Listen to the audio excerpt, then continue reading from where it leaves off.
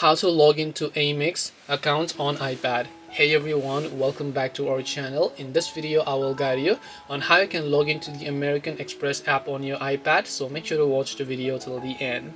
In order to log into American Express app on your iPad, all you have to do is go ahead and then first of all make sure to launch the AMEX application that you would be able to find here.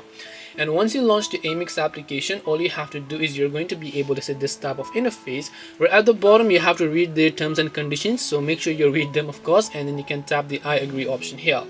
Now you can see confirm card and create account. So if you already have your AMEX card with you, you can actually go ahead and then create an account. Now if you've already created your account as well, you'll find an option called already have an ID login.